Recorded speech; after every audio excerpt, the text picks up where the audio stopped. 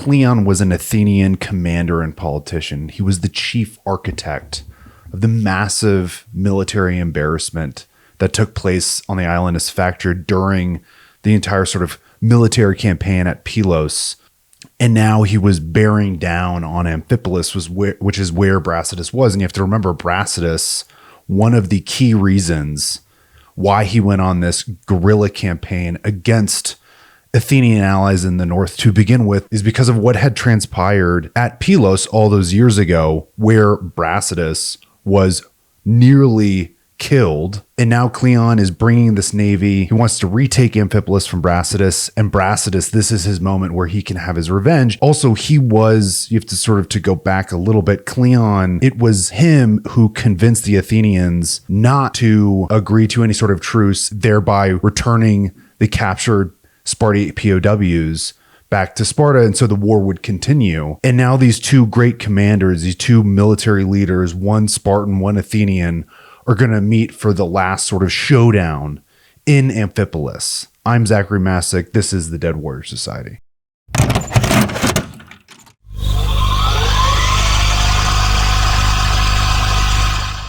So if you had tuned into the last episode, you would probably remember that Brasidas had just escaped from the Lycentian territory against Arrhabaeus. Arrhabaeus was this barbarian sort of Macedonian king, and Brasidas had been an ally of Perdiccas, who's also, I think, the sort of head honcho in Macedonia, another Macedonian king. And Perdiccas had betrayed Brasidas and taken flight with his cavalry, and so Brasidas had to escape in formation, which he did successfully, and they made it through this pass. And the Spartan contingent and the mercenaries of Brasidas had arrived in Perdiccas's realm, if you will. And because Perdiccas had fled with his cavalry force, a lot of their wagon trains had been sort of abandoned and left on the road, and they're sort of slowly making their way back to their home.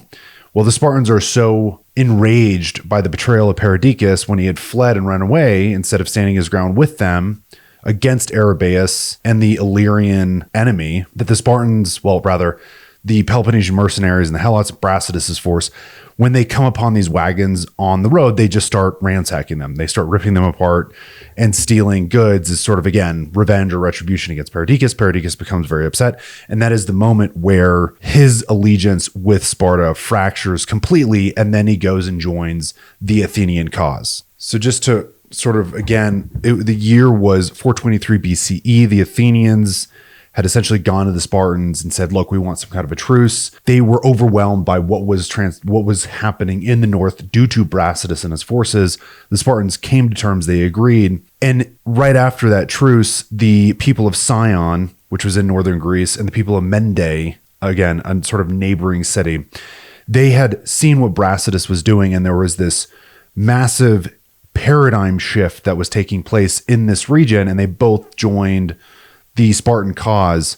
This enraged the Athenians. Brasidas argued that this happened before the truce took place, and the Athenians argued that this had taken place after the truce, and therefore they had every right, even though they were in a sort of armistice peacetime with the Spartans for 1 year, they suggested that they could still go on a naval expedition and retake Sion and Mende for the Athenian cause, and they wouldn't be in breach of this armistice or this truce. And so there was a Athenian naval commander by the name of Nicias, and he takes his naval force and deploys into the region. He takes back Sion and Mende. Brasidas is not there. He is still caught in the Macedonian area. It's unclear. I think it was right before or during when he was gone. And so this was his greatest fear, is that while he was away assisting the Macedonian king Perdiccas, that the Athenians would send forces and retake all of the cities that he had taken, and therefore he would lose all the ground that he had gained. And so although he had left a lieutenant, another Peloponnesian commander, non-Spartiate, with a small contingent of his original mercenary force with another local force, they didn't have what it took to prevent Nicias and his forces from taking Mende and Sion. Unfortunately for them, although they did put up a really good fight. It's a fascinating story. Go read Thucydides. It's great. I'm just, this is Brasidas' story here. So we're going to just plow ahead. So the truce ends, and in the summer of 422 BCE, Cleon, the Athenian commander, politician, he gets the green light from the Athenian assembly, from the government, to also send another military expedition, naval military expedition, through the Mediterranean back into this region. And his goal is to take back Amphipolis. Cleon is sort of seen by historians as this yin and yang. He's the opposite of Pericles. For those of you who don't know about Pericles, he was sort of considered one of the greatest Athenian politicians and military commanders that ever lived. He established the Athenian strategy of how they would fight the Spartans in the Peloponnesian War early on, which was when the Spartans would send their forces during the campaigning seasons against the Athenians, he would simply bring in all of the Athenian citizenry behind the long walls, which were built after the Persian War due to what had happened to them during the Persian War. And essentially his pitch was, hey, we're just not going to fight the Spartans because they're too powerful on land. We're not going to be able to defeat them.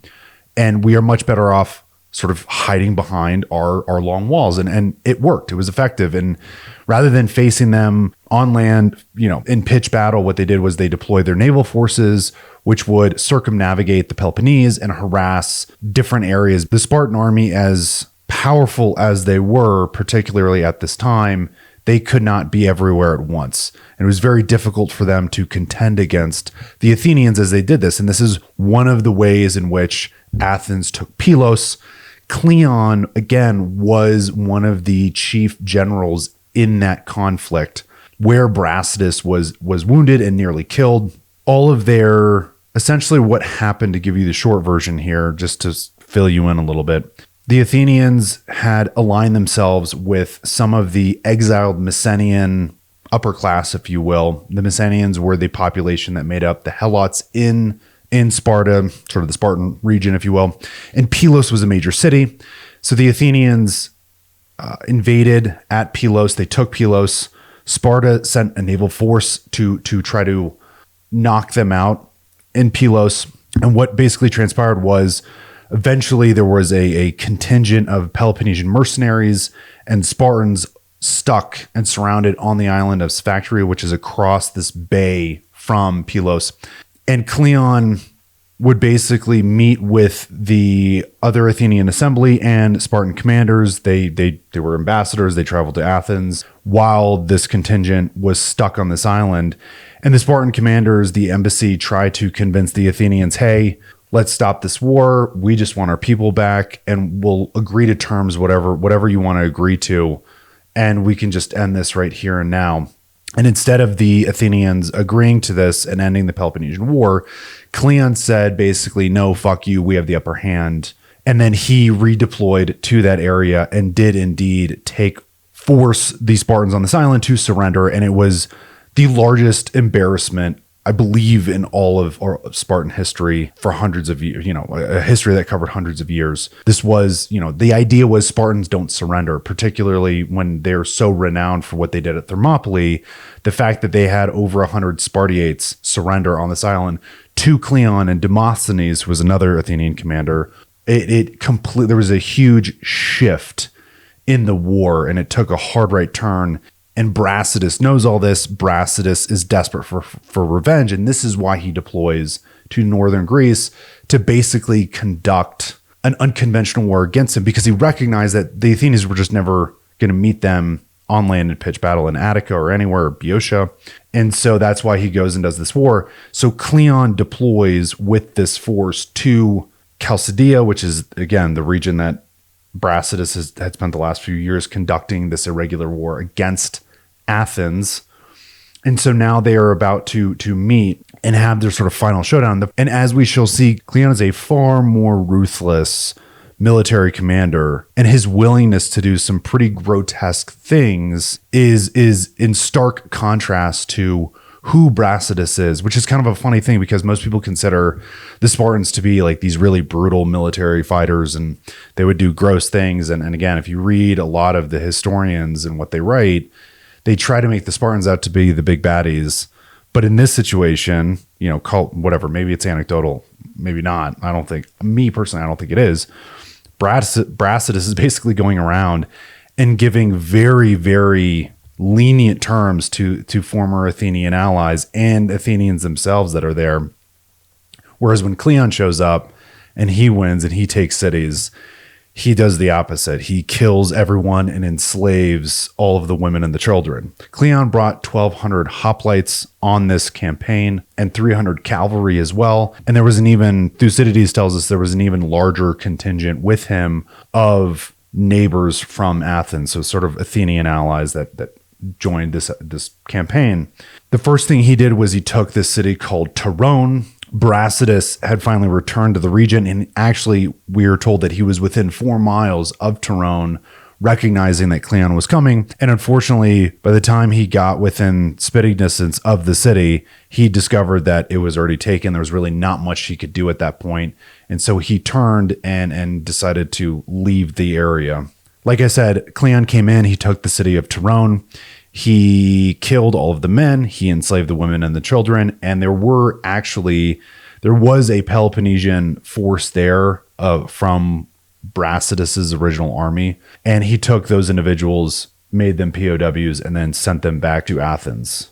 So at this point, Brasidas goes to Amphipolis with his remaining army, and you have to remember, well, not remember, but it's important to note, Brasidas's forces, he has far fewer soldiers than Cleon does.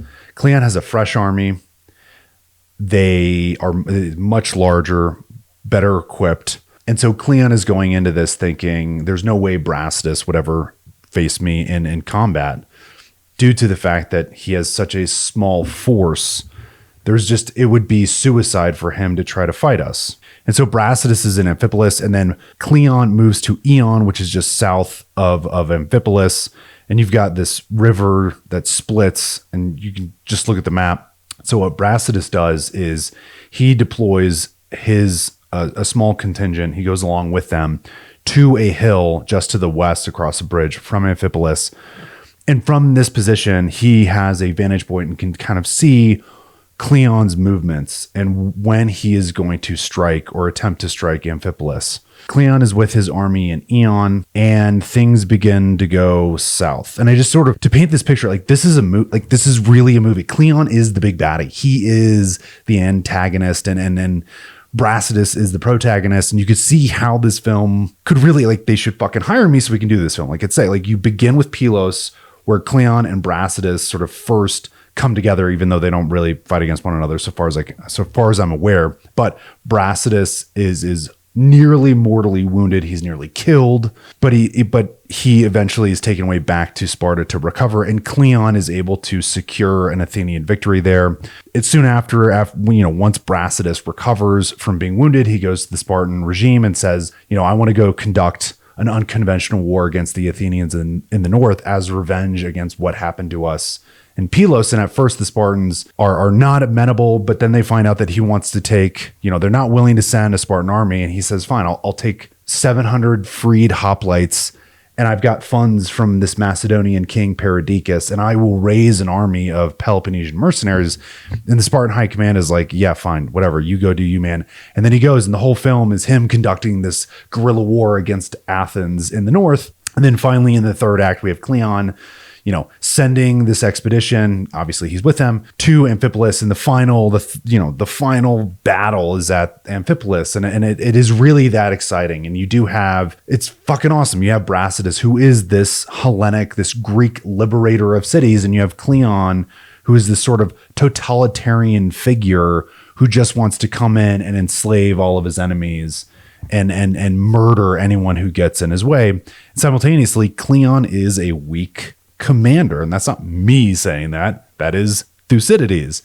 And so he's in Eion, and his army is like, what's going on? Like, why are we not, he's not taking action. He's hesitating. Why? Who knows? Probably because he recognizes that Brasidas is a force to be reckoned with, and he's not quite sure what to do. And so the military is sort of moaning and groaning, and they're frustrated, and they're beginning to question, like, can this guy lead us against this ninja, this badass Brasidas, who they are fearful of? And like I said, Thucydides really highlights this for us. And just of note, he also notes, the great historian of this time, that Brasidas knows that Cleon has to make a move. And so Brasidas is also aware that in terms of Cleon's mindset, he has so much hubris, he has so much pride of what he was able to accomplish in Pylos that Brasidas he knows, and we were told this, like, this is how good of a commander he is.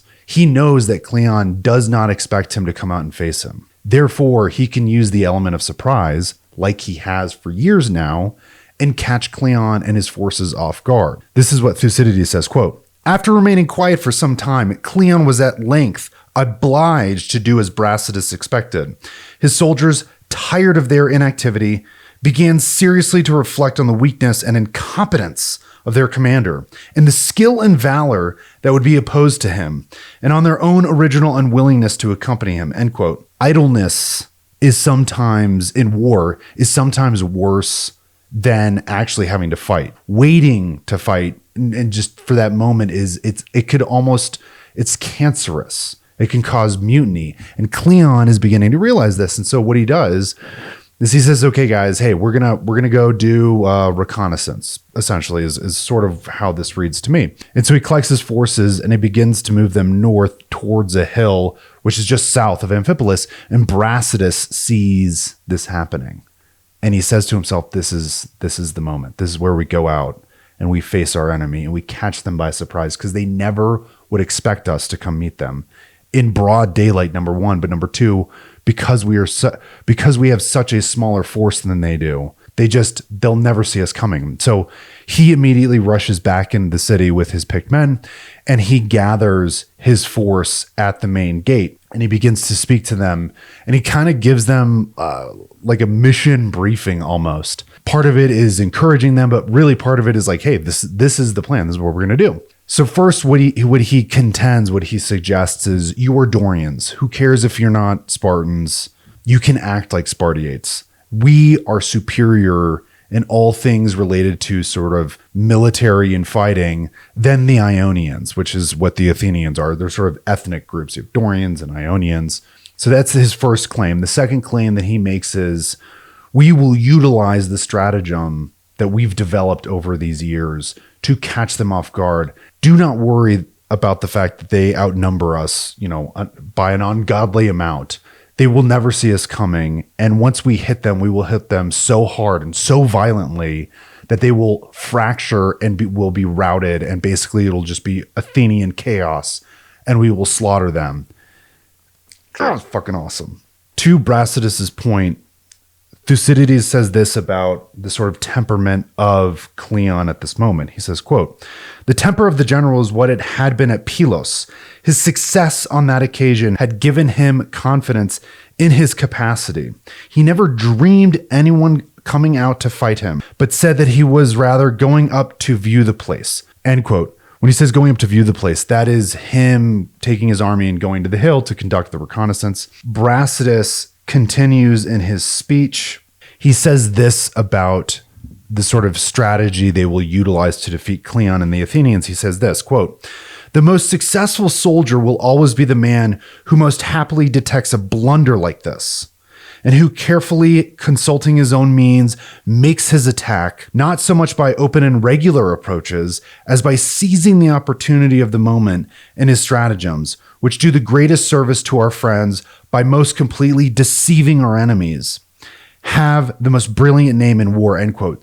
I mean, he's literally making this sort of Sun Tzu case of take every advantage you can, give nothing back. Going toe to toe with your enemy on a flat battlefield is silly, it's stupid, it's nonsensical. We're going to surprise them. We're going to hit them so hard, so violently that they just won't even know what to do. They will completely melt. I want to make this point because there is this sort of argument that a lot of revisionist historians make that these Greek hoplites at this time weren't really like professional soldiers. And that begs the question of what is a professional soldier? What makes the best soldier? And I think there's a case to be made that there's a universal definition of what a professional soldier is, but Brasidas himself talks about what makes soldiers, I think, professional. And he says this, quote, "Show yourself a brave man as a Spartiate should, and do you allies Follow him like men, and remember that zeal, honor, and obedience mark the good soldier, and that this day will make you either free men and allies of Sparta or slaves of Athens." End quote. So if you don't have a heart on, I do, and I'm sure Brasidas' men did, because why wouldn't you? That's fucking awesome. Now he turns to his lieutenant by the name of Clearidas, and he says, "Look, I'm going to take 150 of our most elite fighters. I'm going to ambush Cleon, and once you see his force begin to split, right? I'm going to come up the middle. I'm going to cut them in half. His right and left flank are going to split. Once you see that happen, once you see that fracture, I want you to come out and hit them from the flank on their weak side, so not their shield side." So I believe it was the left flank. No. So he told Clearidas to come from his left, the enemy's right side, because you have to remember in hoplite warfare, shield is on your left, spear is on your right. So your right side is completely exposed. So Cleon does his sort of reconnaissance, and he decides to turn his army around and return to Eos. And Brasidas sees that this is the moment to strike. And so he leads his 150 picked men, we can only assume his most elite fighters within his force. And somehow it's not really clear. They come out of the city and they move towards Cleon's position on top of this hill, attacking an enemy that has already taken the high ground is risky beyond comprehension. I mean, even in modern warfare, but particularly in ancient Greek warfare, one of the through lines in almost every sort of situation, conflict, battle, whatever, is an army or group or what they take a hill because it is the safest place to be, because you can see your enemy coming, because it's difficult to obviously, like I said, dislodge an enemy from the higher position. But regardless, Brasidas recognizes that Cleon is never going to suspect that he would be reckless or audacious enough to assault the hill. And not only does he assault the hill, but he picks the steepest part of the fucking hill to take, or rather, he travels up the steepest part of the hill in order to reach Cleon's army. And so he does this, and the Athenian forces are in absolute disarray. There's confusion, there's chaos, clearly they are terrified of what is happening. And Brasidas is up. You have to remember, there are thousands of men under the command of Cleon, and Brasidas only has 150 pipe hitters, hoplites, homies, whatever you want to call them. And he splits Cleon's army in half. And when Brasidas' lieutenant Clearidas sees this happening, he knows it's his moment to strike. So he deploys himself and his forces to the Athenian right flank, their exposed flank, and he crashes into their side. And apparently they do indeed. The right flank of the Athenian army puts up a better fight than the left flank. Eventually they are routed, and the entire Athenian army is in just complete disarray. We discover that Cleon is a complete fucking coward, and he just takes off. Some of Brasidas' auxiliary, I believe his peltasts, catch up to him and eventually kill him. In the fight, Brasidas, at some point, I believe somewhere near the beginning of this situation, of this battle, he attempts to use his shield to deflect a spear thrust, and unfortunately the spear penetrates his shield and mortally wounds him, and his men are forced to drag him off the battlefield and back into Amphipolis, which just tells you so much about Brasidas. I mean, he's not one of these commanders that sits in the back and directs his men. I mean, he's a general, and he's in the front lines. I mean, he's literally eating spear thrusts. This isn't the first time he's been severely wounded. However, this is a unique instance because he's literally wounded so badly that eventually he will die from this wound. But according to Thucydides, the Athenians apparently are unawares that it was Brasidas who was in fact wounded and taken off the battlefield. Brasidas' forces, this is fucking insane. There were somewhere between 600 to 700 killed Athenians, and the Spartan Peloponnesian army only loses 7 individuals. I mean, that's how terribly Cleon's forces lost the battle. Brasidas is given a hero's burial. He's buried in Amphipolis, and the people of Amphipolis give him the title of founder of the city. There are so many Greek colonies and cities, obviously, throughout the Greek world and throughout history.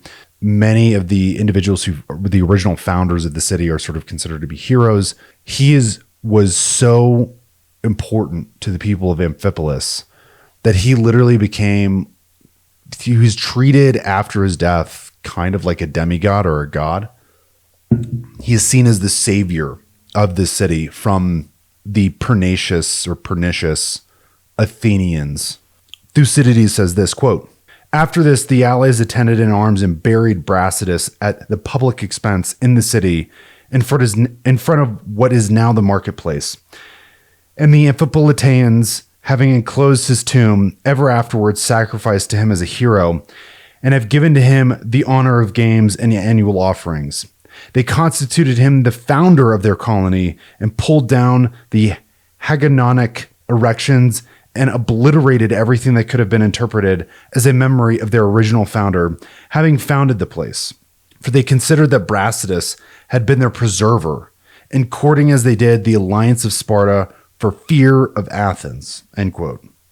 Later on, we are told that there are people from the area, Thracian ambassadors, travelers, that eventually go to Sparta, and they find Brasidas' mother. And she asked, her name was, I'm going to totally butcher this, Argilenius, Argilenius. Okay, Brasidas' mom. Anyways, she asked these travelers, "Did Brasidas die nobly?" And they responded, and they praised him. They gave him the highest praises. They were like, "Yes, he not only died nobly, but he was literally the biggest badass. You know, he liberated us from the tyranny of Athens." And they'd never seen a man like him. And his mother responded by saying, "Sirs, ye know not, Brasidas was a good man, 'tis true. But Sparta has many others, and better than he," end quote. Which is that's so fascinating. I can only, maybe part of what it meant to be a Spartan, I don't know, mom or wife or whatever. There were meant to be some humility there. I mean, obviously what Brasidas was able to accomplish, and she must have known this, was just overwhelming. I mean, no other Spartan had accomplished what he accomplished ever, so far as I'm aware, just in terms of the leadership that was necessary. I mean, he took a mercenary army of Peloponnesians and former slaves, which you can only imagine were treated like shit. But he didn't. I mean, he made them feel like free men, not just free men, but soldiers and Spartans under him. And they became the small contingent of 1,700 men would go on to lead, to be a part of one of the most effective military campaigns in all of human history. I mean, particularly in the ancient world. So what is Brasidas' legacy? I mean, can we sit here and say that he is the best Spartan commander that ever lived? I think there is indeed a case to be made that is true. He's certainly one of the best. I hear all these historians talk about how problematic it was that he had enlisted 700 Messenian helots, former, slaves of Sparta. But clearly he was such a strong leader that somehow he was able to make those helots, those former helots, I should say, feel like they are a part of something bigger than themselves, which very few leaders are. Put aside the fact that as a military leader, any leader is capable of doing. I mean, that is really difficult. So much so that even after his death, the contingent of men, his force, his army, if you will, they will be known as the Brasidians, and they will be utilized by the Spartan regime. So clearly these former helots felt some sort of attachment to this man, because presumably as soon as he died, they could have just broke off and run away and done whatever they could have just left this force, but they felt more attached to this force than they did their former nationality, if you can call Mycenaean at this point in history a nation, which I don't think it is, but still they felt like they were a part of something bigger than themselves and bigger than their previous identity as helots. As far as what Brasidas means to the Spartans will begin to recognize that they are so superior in their capacity to make war that instead of having to send out an entire army of Spartiates, what they will do instead is create or leverage other armies, other non-Spartan armies to their advantage, and put in place a leader, a Spartiate of that military force. Because what they discovered was like, oh shit, like Brasidas literally took a ragtag group of mercenaries and former slaves and did more damage in a few years than an entire army of Spartans was able to do, because he used his brain. His tactics were different. He approached the war differently than we've ever done before. And so that's what they'll begin to do. And part of the reason why they don't deploy their entire Spartiate force is because, yes, indeed, as many historians point out or love to point out, the number of Spartiates year on year is beginning to recede. It's going down. And so they just cannot field the same army or the same number of Spartans as they traditionally would. And a lot of people say, well, that's because the Spartan regime couldn't come up with a way of bringing into their fold other Greek individuals, non-Spartans, and make them Spartans, or rather make them Spartan citizens. That is indeed a problem. However, I think one of the things I recognize is, again, they could deploy a single Spartan and win entire military campaigns. This is true of what happens in Syracuse. The Spartans deploy a Spartan named Gylippus to assist the Syracusans against the Athenians, which is the biggest fucking debacle in this entire war, bar none. And they sent one Spartan. And I think there is indeed a case to be made. Had Gylippus not gone, it's unclear whether or not the Syracusans would be able to have beaten the Athenians. Somewhere in the range of 40,000 Athenians died in that expedition. And all it took was one Spartan, and one Spartan leading an entire army of Syracusans and other allies against the Athenians, which is just fucking outrageous. Which brings me to my next point. I started this podcast because I was just reading and listening to different shows, different podcasts, like videos on YouTube or whatever. And there were these historians that made these claims that were just so fucking outrageous that I just felt the need that I think I mentioned this in my introduction, but in closing, I'm completely overdosed on Sparta. I love ancient Greek history. I really like talking about Sparta, obviously, but I've been doing this and doing my research for years, but really in the last year, like really digging into it and creating the show or whatever, this channel. But there's one point that I want to make. There is a claim by revisionists today that Sparta, although we've been led to believe that they were the most preeminent fighting force in the ancient Greek world, particularly when it came to land warfare, that wasn't true. And there was a historian, his name is Brett Devereaux, and he wrote this blog called This Is Not Sparta. Is sort of a reaction to this sort of pop culture vision of what Sparta was and how efficient they were on the battlefield. You should go read it. Just Google This Is Not Sparta. And I think it's valuable. I think there's a lot of actually really good information, and I respect and appreciate it, Brett, and his work. There is a lot of stuff, though, with that said, that I disagree. One thing in particular is he writes this entire article or blog post, whatever you want to call it, about how Sparta was not actually the most effective fighting force, that was sort of a myth. There was the Spartan mirage, and part of that mirage was they were a little better than everybody else and weren't that much better. So one of his sort of pieces of evidence in this entire article, and again, I encourage you to read it, is he sets this up as sort of like a study, like a statistical analysis. So it's not feelings, it's numbers. And that should prove his point. And what he does is he takes a series of battles that happen from beginning in 494 all the way through the downfall, the final battle at Lectura between Thebes and Sparta, predominantly. There were other people there, but he basically highlights all of these battles. And he points out, he says, I'm going to list battles between Sparta and their peers, equal peers. So, not battles between like Spartans and barbarians or sort of lesser forces. Near peer enemies is the ones he wants to count. And so he lists these battles, and then, he lists, hey, they won this battle, they lost this battle, and he includes in this list naval battles. And then at the end of it, he suggests that, in terms of just, let's go off of batting average, right? Like, let's just look at the numbers. How often did Sparta win these battles? And he comes up with a number of 48.7%, I believe.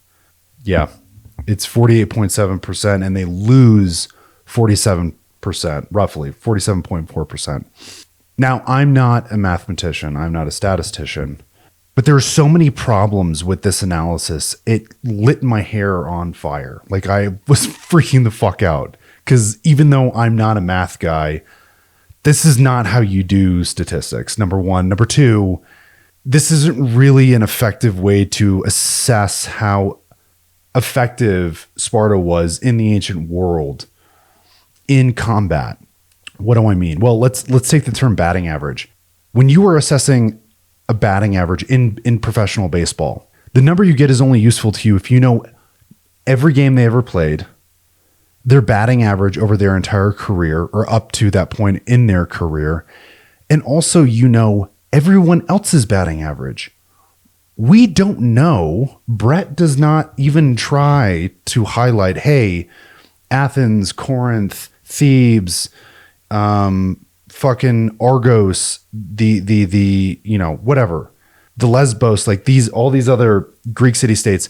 We know precisely how many battles, skirmishes, ambushes these different Greek city states fought in. On average, most Greek city states won or lost X percent.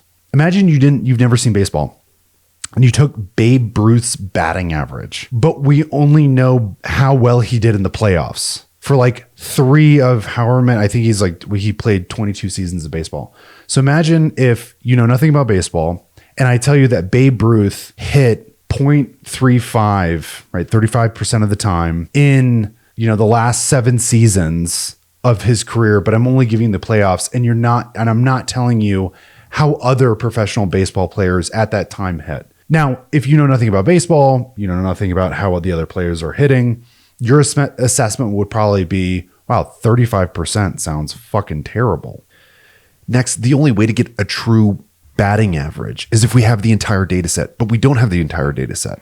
We only have Herodotus, Thucydides, Xenophon, and some other sources from that time, but that still doesn't give us a perfect picture of every engagement the Spartans ever fought. And again, furthermore, he's just counting, so far as I can recall, pitched battles. But measuring an army's capabilities solely by evaluating their victories by pitched battle or naval battle, so just pitched battle at sea, that's not really a great way of measuring whether or not an army is indeed the best fighting force in the world. And finally, just going along with this sort of narrative or this idea that he doesn't have a complete data set, there are a whole host of battles and engagements he just doesn't count. The only thing I can sort of come up with as to why he doesn't count these battles is because there aren't enough Spartans, or there wasn't an actual pitch battle, if you will, even though, let's just get into everything he doesn't talk about. First of all, he doesn't talk about the Battle of the Champions in the 6th century because he only starts at the beginning of the 5th century. He doesn't talk about Brasidas at Methone in 431, again, presumably because he was the only Spartan there. However, what he was able to do against the Athenians, he was greatly outnumbered. If you go back to episode 1, I talk about this. He was massively outnumbered, and because of his vigor and his energy and his zeal, he was able to rouse some 100 Peloponnesian mercenaries and go defeat and dislodge a contingent of Athenian raiders, sending them back into the ocean. But like I said, go back to the first episode.